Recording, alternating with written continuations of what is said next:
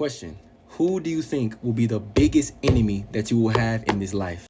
You see, the Bible says things like, we wrestle not against flesh and blood, but against principalities, powers, rulers of darkness, spiritual wickedness in high places. It says things like, resist the devil and he'll flee.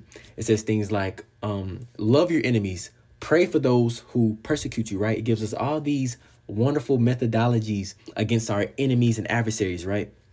But against the flesh, the Bible says things like this: kill the flesh, crucify the flesh, give no provision for the flesh. You see, we don't play with flesh, we take it out. Our greatest enemy is ourselves. It's you versus you.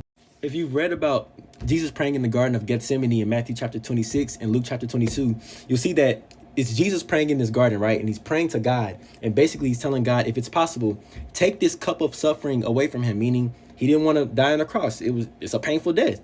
And then he tells God, but nevertheless, God, not my will, but yours be done, right? So who is Jesus praying against when he tells God, not my will, but yours be done? Because Jesus is also God. So how could it seem like in this passage that the will of Jesus and the will of God is different?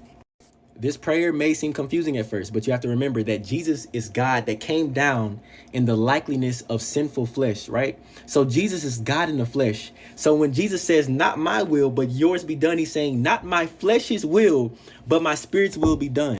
You see, Jesus ain't praying against the devil right here. He ain't praying against a demon right here. He ain't praying against an evil spirit. He ain't even praying against a Pharisee right here. Jesus is praying against himself. Because the devil, remember, he did not know that the plan was actually for Jesus to die on the cross and rise again. No demon knew the plan. No enemy of Jesus knew the plan. Heck, the disciples barely knew the plan.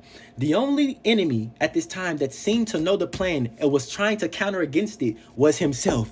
His flesh knew the plan. You see, there are times when the devil doesn't even know the plans that you have, but your flesh knows, and that's more dangerous. There are times when the devil doesn't know what will make you stop reading the Bible for 2 weeks, but your flesh knows. There are times the devil doesn't know what will make you stop praying, but your flesh knows. There are times the devil doesn't know what will make you step back into that addiction, but your flesh knows. You see, in the Garden of Gethsemane, we never hear about the devil sweating blood. Nope. We never hear about a demon or a Pharisee sweating blood because Jesus was praying so hard. Nope. But we do hear that Jesus was sweating blood from himself. He was contending, fighting against himself. His soul had to choose between the flesh and the spirit. He was not praying against the devil. Was it not Jesus who said in that same night that the spirit is willing, but the flesh is weak?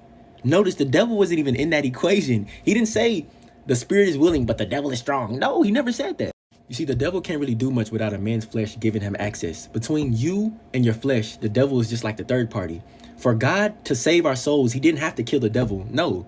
What'd he do? He killed himself in the flesh, metaphorically and then literally.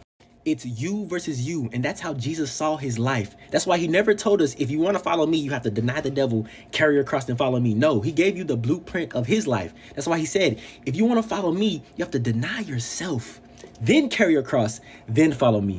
You see, God never told Adam that, Adam, in the day that the devil makes you eat of the fruit, you'll die. No, he said, Adam, the day that you eat the fruit, you will die. Notice God never even mentioned the devil there. Why? Because he was giving us the real battle. And we know the spirit can't sin against God. So when God told Adam, the day that you eat of it, you will die. Which you was he talking about? Which you of Adam ate the fruit? It's the same you that Jesus was praying against in the garden. The flesh. The devil didn't shove the fruit in Eve's mouth. All he did was make Eve fight herself. Imagine a world where everybody could deny their flesh perfectly like Jesus. The devil would be essentially powerless. He would barely be brought up in conversations. I'm telling you, the battle is you versus you. And you need God to fight this battle because only God knows you better than you.